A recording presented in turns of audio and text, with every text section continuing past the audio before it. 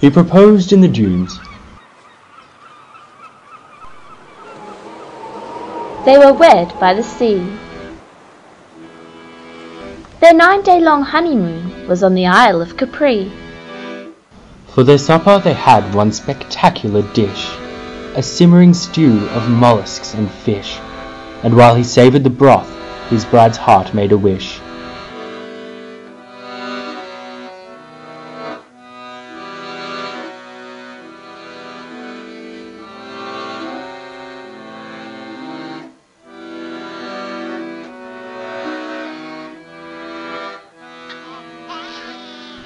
That wish came true.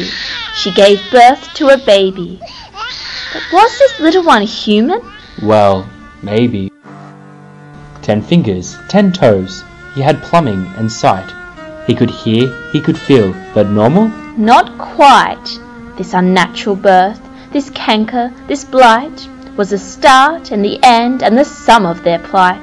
She railed at the doctor. He cannot be mine. He smells of the ocean, of seaweed and brine. You should count yourself lucky, for only last week I treated a girl with 3 ears and a beak.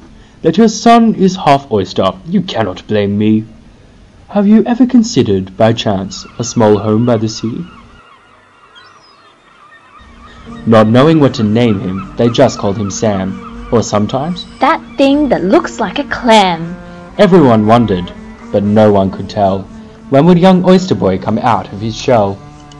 When the Thomson quadruplets espied him one day, they called him a bivalve and ran quickly away. One spring afternoon, Sam was left in the rain at the southwestern corner of Seaview and Main. He watched the rain water as it swirled down the drain. His mum on the freeway in the breakdown lane was pounding the dashboard she couldn't contain, the ever-rising grief, frustration and pain. Really, sweetheart, she said, I don't mean to make fun. Something smells fishy, and I think it's our son. I don't like to say this, but it must be said you're blaming our son for the problems in your head. He tried salves, he tried ointments that turned everything red. He tried potions and lotions and tincture of lead. He ached and he twitched and he itched and he bled. The doctor diagnosed. I can't quite be sure, but the cause of the problem may also be the cure. They say oysters improve your mental powers. Perhaps eating your son would help you do math for hours. He came on the tiptoe, he came on the sly, sweat on his forehead, and on his lips a lie. Son, are you happy? I don't mean to pry, but do you dream of heaven? Have you ever wanted to die? Sam blinked his eyes twice, but made no reply. Dad fingered his knife and loosened his tie. As he picked up his son, Sam dripped on his coat. With the shell to his lips, Sam slipped down his throat.